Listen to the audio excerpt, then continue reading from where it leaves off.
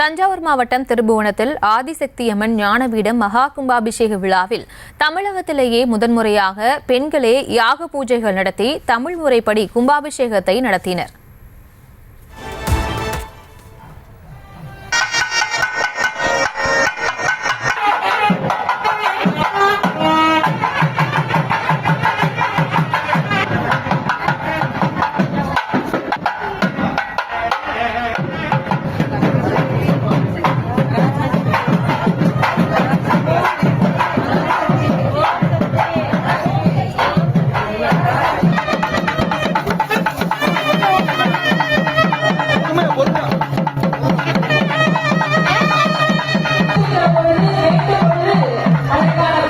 இது குறித்த கூடுதல் தகவல்களை எமது செய்தியாளர் மதன்குமார் வழங்கிட கேட்கலாம். மதன்குமார், வணக்கம். மேலும் விவரங்கள்.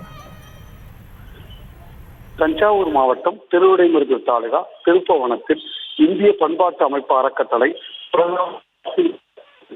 மற்றும் சித்த வித்த ஞான பீடம் தினசுந்தர அஷ்டபந்தன மகா கும்பாபிஷேகம் பச்சை ஆடையுடன் 60 பெண்களால் நடத்தப்பட்ட யாகசாலை பூஜையுடன் இன்று நடைபெற்றது.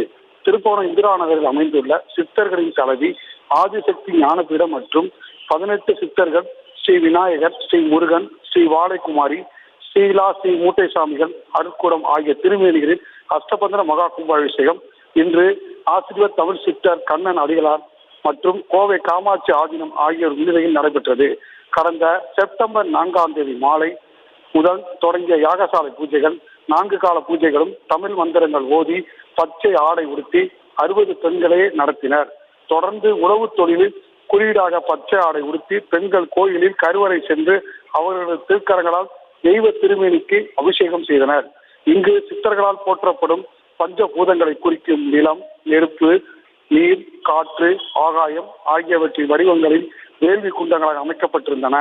இங்கு சாதி, சமய, இன பேதமின்றி அனைவரும் கருவறைக்குள் செல்ல அனுமதியும் தமிழ் மந்திரங்கள் ஓத அனுமதியும் ஆசீர்வாத தமிழ் சித்தர் கண்ணன் அடிகளார் வழங்கப்பட்டுள்ளது. தமிழகத்திலேயே முதல் முறையாக பெண்களே யாகசாலை பூஜைகள் நடத்தி கலசத்திற்கு புனிதநீர் ஊற்றி குடமுழக்கு நடத்தினர். இதில் சுற்றுப்புற பகுதிகளைச் சேர்ந்த ஆயிரக்கணக்கான பக்தர்கள் கலந்து கொண்டு சாமி தரிசனம் செய்தனர். விவரங்களுக்கு நன்றி மதன்குமார். செய்திகளை உடனுக்குடனும் துல்லியமாகவும் தெரிந்து கொள்ள சப்ஸ்கிரைப் பண்ணுங்க.